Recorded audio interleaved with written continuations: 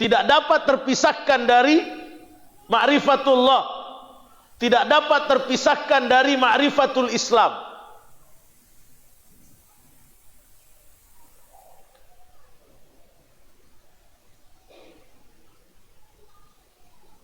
Ini diisyaratkan juga oleh Allah, oleh Rasulullah sallallahu alaihi wasallam dengan mengajarkan kepada kita salah satu zikir pagi dan sore yang sangat dianjurkan untuk rutin dibaca setiap pagi dan sore. Juga setiap selesai membaca doa ba'da azan. Raditu billahi rabba wa bil islami dina wa bi Muhammadin sallallahu alaihi wasallam nabiyya. Aku ridho Allah sebagai Rabbku, sebagai Tuhanku. Aku ridho Islam sebagai agamaku. Aku ridho Nabi Muhammad sallallahu alaihi wasallam sebagai nabiku.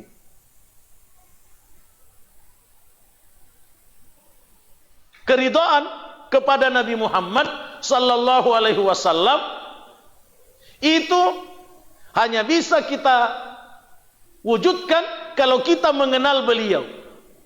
Bagaimana kita bisa ridho pada Nabi Muhammad sallallahu alaihi wasallam kalau kita tidak mengenal siapa beliau? Kenapa memang beliau mesti diridhoi? Mesti kita ridho padanya. Kemudian di dalam kubur nanti malaikat yang ditugasi oleh Allah untuk menanyai manusia tentang 3 perkara. Man rabbuk wa ma dinuk wa man nabiyuk.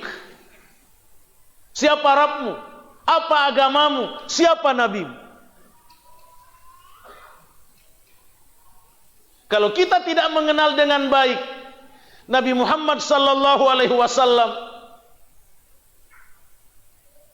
lalu mencontoh beliau, kita tidak akan bisa menjawab pertanyaan malaikat di kuburan nanti.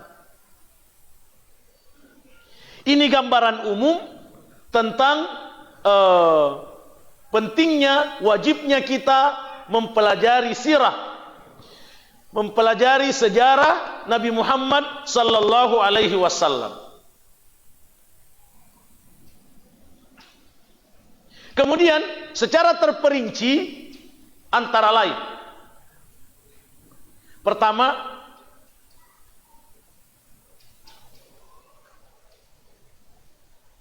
salah satu kewajiban kita yang paling mendasar dalam Islam adalah kewajiban mencintai Rasulullah sallallahu alaihi wasallam. Kita wajib mencintai Rasulullah sallallahu alaihi wasallam melebihi semua orang yang kita cintai. Bahkan melebihi cinta kita pada diri kita sendiri. Nabi sallallahu alaihi wasallam bersabda dalam hadis yang sahih yang diriwayatkan al-Imamul Bukhari, "La yu'minu ahadukum." Tidak beriman salah seorang kamu hatta akuna ahabba ilaih min walidihi wa waladihi wan nasi ajma'in. Tidak beriman salah seorang kamu sampai aku Nabi Muhammad sallallahu alaihi wasallam lebih ia cintai daripada orang tuanya, daripada anaknya, daripada semua manusia. Jadi ia panang ngakui kinabita tepeta, nareko lebih dipuji kinabita sallallahu alaihi wasallam nasinginna rupa tawe.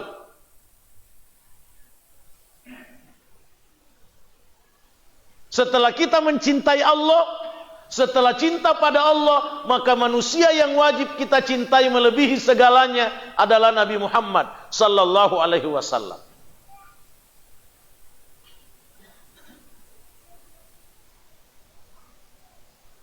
Bagaimana kita bisa mencintai beliau kalau kita tidak mengenal beliau? Bagaimana kita bisa mencintai beliau kalau kita tidak mengenal dengan baik sejarah hidup beliau, jasa-jasa beliau? Tidak mungkin. Tidak mungkin bisa tumbuh rasa cinta, apalagi melebihi semua yang kita cintai, kalau kita tidak mengenal Nabi Muhammad sallallahu alaihi wasallam. Banyak orang mengaku cinta pada Nabi Muhammad sallallahu alaihi wasallam, tapi kumi di timunna.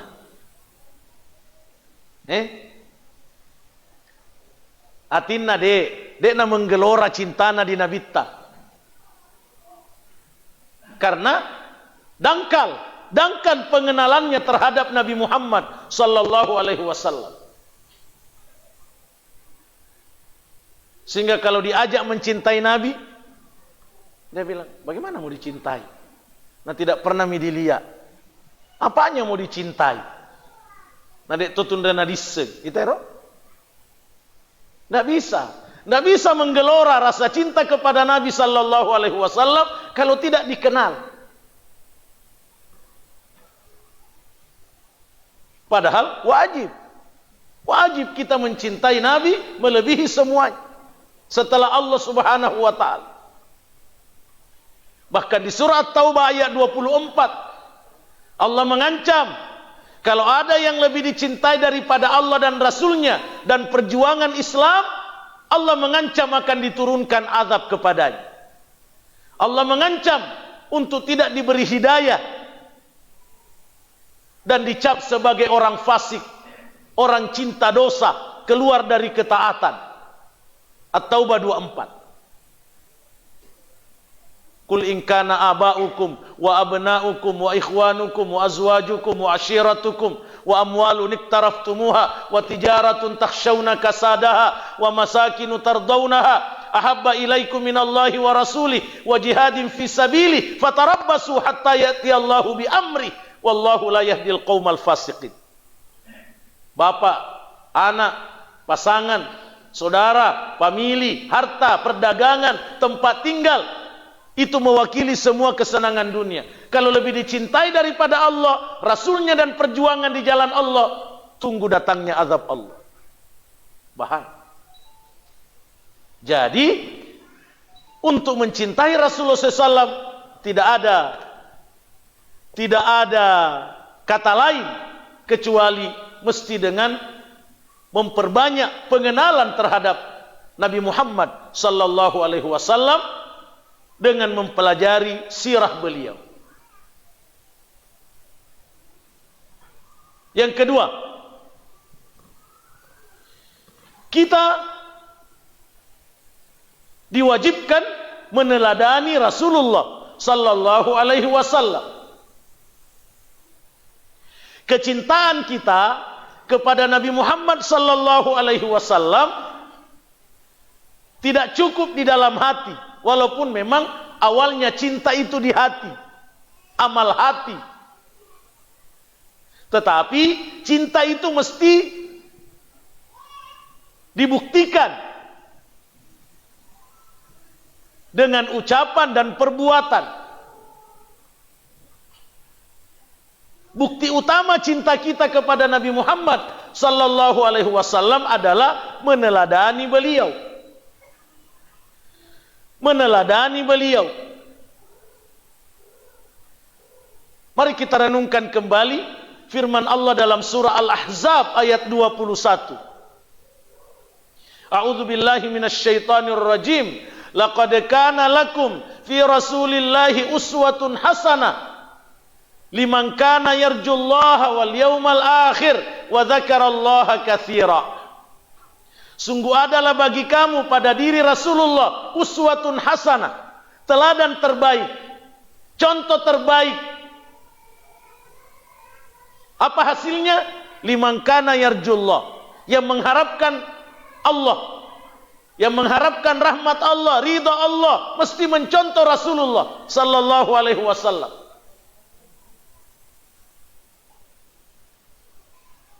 Wal yaumal akhir, yang mengharapkan keselamatan akhirat, selama nanti di akhirat, masuk surga di akhirat, mesti mencontoh Rasulullah sallallahu alaihi wasallam. Bagaimana mengharap rahmat Allah? Orang yang tidak mau mencontoh Rasulullah. Bagaimana mau mengharap rahmat Allah, mau mengharap keselamatan di akhirat, yang tidak mau sholat jamaah? Sementara Nabi sallallahu alaihi wasallam 5 kali sehari semalam sholatnya di masjid. Itu contoh. Bagaimana mengharap rahmat Allah, mengharap keselamatan di akhirat, orang yang melanggar larangan Rasulullah sallallahu alaihi wasallam? Tidak bisa. Liman kana yarjullah wal yaumal akhir wa dzakarallaha katsira. Yang mau diakui oleh Allah zikirnya banyak, mesti mencontoh zikirnya Rasulullah sallallahu alaihi wasallam. Jangan cepat-cepat kita merasa zikir sudah banyak. Mayagani zikirku. Betulkah? Betulkah sudah mencontoh zikirnya Rasulullah? Sudah mencontoh banyaknya zikir Rasulullah sallallahu alaihi wasallam? Yang kedua, biar banyak zikir kita, tapi tidak sesuai dengan zikir yang diajarkan oleh Rasulullah, tidak diakui banyak. Contoh, mengulang-ulang Allah, Allah, Allah, Allah, Allah 1.000.000 kali, tidak ada contohnya. Tetap tidak diakui banyak. Nabi tidak pernah mengajarkan bahwa menyebut saja Allah, Allah, Allah, Allah. Tidak ada. Tidak ada. Iya. Jadi kita diwajibkan meneladani Rasulullah sallallahu alaihi wasallam. Bagaimana mau meneladani beliau kalau tidak mengenal sejarah beliau? Pakogana dulu maka coeki kinabita sallallahu alaihi wasallam na rekorek na diseng sejarah agama mengelok dicontoh. Ya toh? Agama mengelok dicontoh oleh di Nabi Muhammad sallallahu alaihi wasallam. Ini alasan yang kedua. Alasan yang ketiga,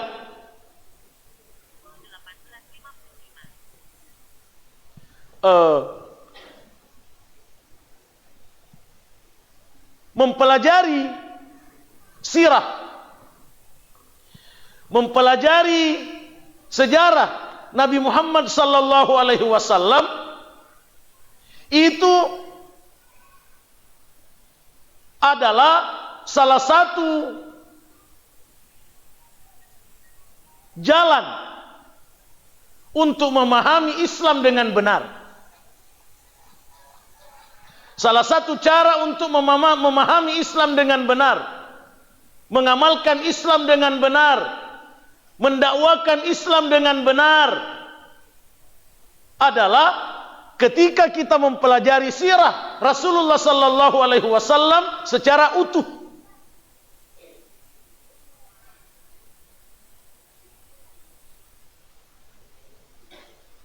Banyak orang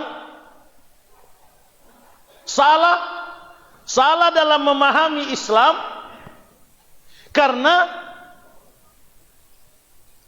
tidak mencocokkan dengan sejarah Rasulullah sallallahu alaihi wasallam. Contoh,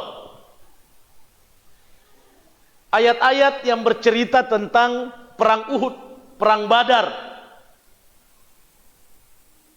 Itu Al-Quran hanya menyebutkan inti-inti peristiwanya saja. Al-Quran hanya menyebutkan inti-inti peristiwanya saja. Jadi kalau kita tidak membaca sejarah, tidak mempelajari sejarah Rasulullah sallallahu alaihi wasallam, kita bingung, apa maksudnya ini ayat? Apa maksudnya ini ayat? Misalkan, Ketika Allah berfirman, "Idz yughashshikumun nu'asa amanatan min."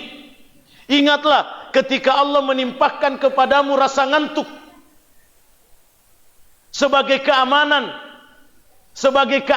darinya. Apa maksudnya? Apa maksudnya? Allah menimpahkan rasa ngantuk sebagai keamanan.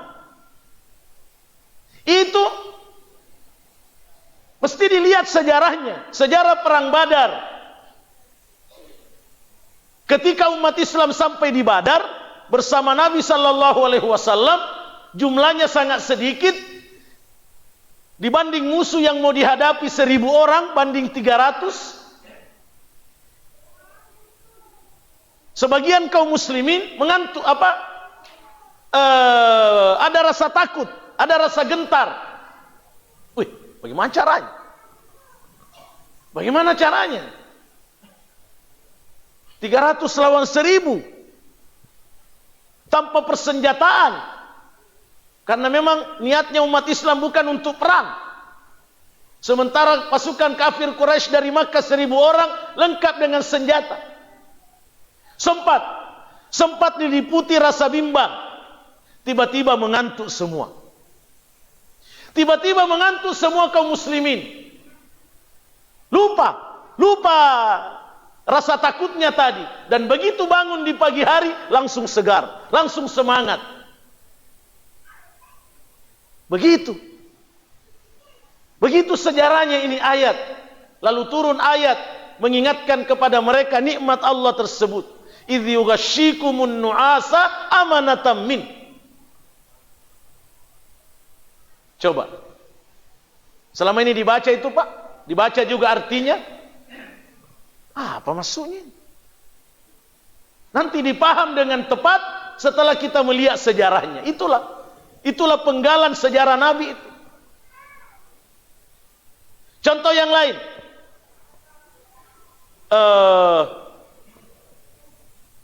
Ketika perang Ahzab, perang Khandak di Madinah, ada ayat berbunyi menceritakan peristiwa perang Khandak. Idz ja'ukum min fawqikum wa min asfala minkum. Musuh datang dari sebelah atasmu dan sebelah bawahmu. Apa maksud?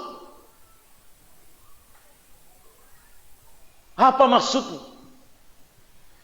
Sebelumnya, idz ja'atkum junudun farsalna 'alaihim rihan. Ingat, ketika tentara-tentara kafir datang untuk menyerangmu, lalu Allah mengutus angin topan menghantam mereka. Wa junudan lam tarauha, dan tentara malaikat yang kamu tidak lihat. Apa maksudnya? Apa maksudnya itu ayat? Ada angin topan menyerang musuh, ada tentara malaikat datang dari sebelah atas, datang dari sebelah bawah. Apa maksudnya? Itu tidak bisa dipaham kalau kita tidak mempelajari sejarah perang Khandak. Kalau hanya dibaca, terjemahannya dibaca, tidak bisa. Nanti dibaca, oh begini modelnya waktu itu kaum muslimin. Begini posisinya kaum muslimin. Apalagi kalau sudah sempat ke sana, tambah jelas. Kalau datang ke sana melihat posisi perang Khandak, masih ada lokasinya di Madinah, masih bisa dilihat bekas-bekasnya, walaupun sudah banyak perubahan, tapi paling tidak masih bisa digambarkan.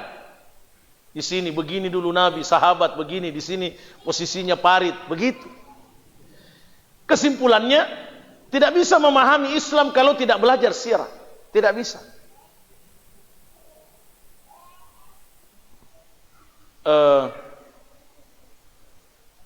Salah satu penyebab sebagian saudara-saudara kita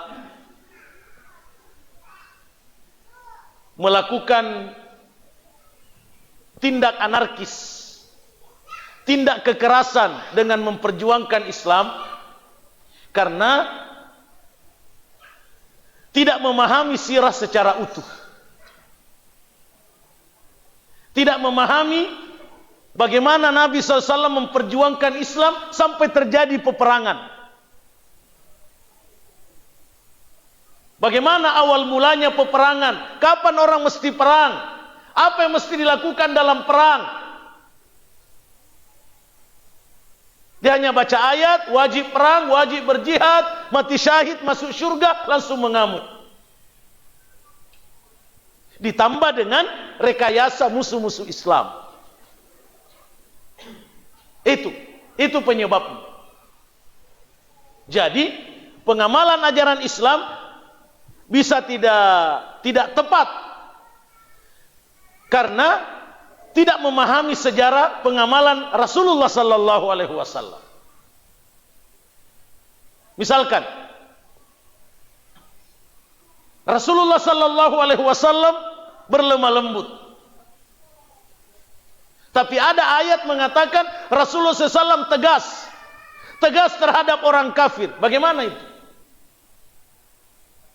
Bagaimana memadukan kelemah lembutannya Nabi dengan tegasnya terhadap orang kafir? Itu lewat sejarah.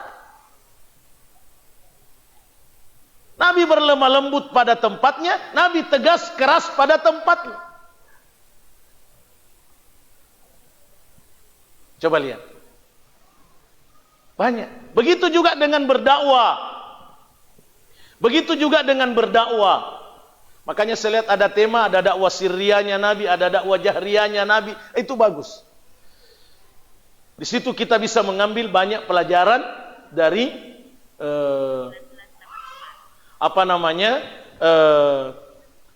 dakwah Nabi sallallahu alaihi wasallam, sehingga kita dalam berdakwah itu tepat. Kapan kita mesti tegas, keras, kapan kita mesti lemah lembut, itu ada semua. Bagaimana Nabi di masa perang, bagaimana Nabi di masa damai, itu. Jangan pengamalan Islam di masa perang diamalkan di masa damai, tidak boleh. Tidak boleh. Jangan pengamalan ajaran Islam di masa damai justru diamalkan di masa perang. Tidak boleh. Sehingga sering ada pertanyaan, bagaimana hukumnya misalkan yang berlaku di Palestina. Palestina masa perang, di Gaza masa perang. Ada